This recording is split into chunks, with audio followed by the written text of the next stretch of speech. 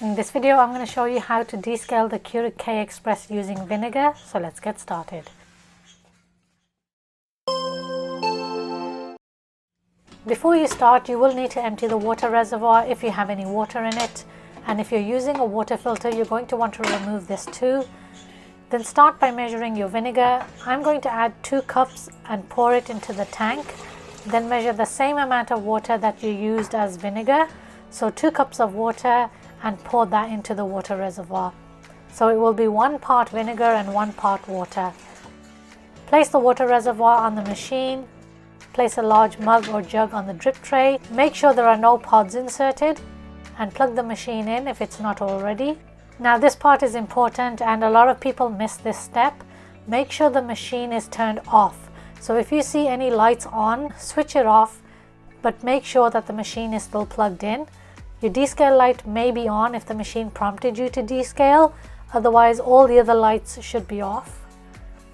If, like mine, your descale light is not on, we need to activate it by pressing both the 8 ounce and the 12 ounce together, and that will put the machine into descale mode. Once the descale light flashes, the 12 ounce button should also flash, and then we need to press this to start the descaling cycle. Once the first cycle is done, throw out the water and place the jug back on the drip tray to run another cycle. But you can see here, because the water level in the reservoir has gone below the minimum line shown on the reservoir, the add water light has come on. So I'm just going to add a little bit more water so that the add water light will just go off.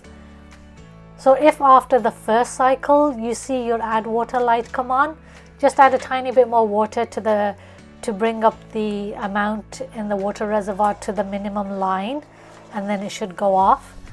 Now run the second cycle by pressing the 12 ounce button again, and when that cycle finishes, the add water light should come on because there's not enough water left in the tank. Don't add any more water at this point. Whatever vinegar mixture is left in the water tank, you need to throw it out.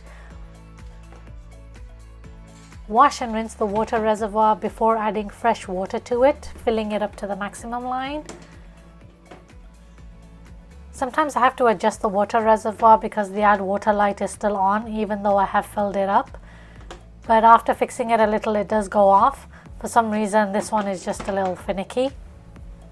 Don't add any coffee pods just yet because now we need to run a fresh water cycle by pressing the 12 ounce button, which should still be flashing.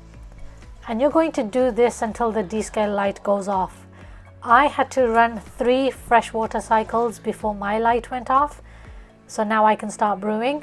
If, however, after 3 cycles your descale light is still on, run a couple of more cycles, maybe 2 or 3, and then make sure you also keep water close to you to fill up the water tank, because you don't want the machine running on an empty tank, otherwise it's going to burn the internal heating elements inside and it will ruin the machine.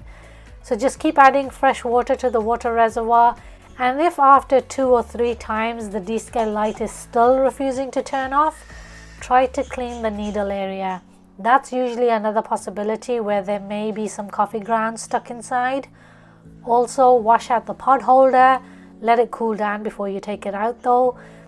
I will leave a link to my other video to show you how to take out the pod holder if you don't already know how to do that. Maybe run another 1 or 2 fresh water cycles again and hopefully the descale light should go off. So my add water light is flashing right now because you may see on the water tank there is a minimum amount of water it needs. So that's why my add water light is flashing right now. So you do need to have a minimum amount of water in the water reservoir to turn that light off. And then at the same time, once your machine's all done, you may want to replace the filter cartridge, and I will leave a link to everything in my description box. Alright guys, I hope you found the video useful. Please do leave a like or comment whether it helped you or not, and I do hope to catch you in my next video.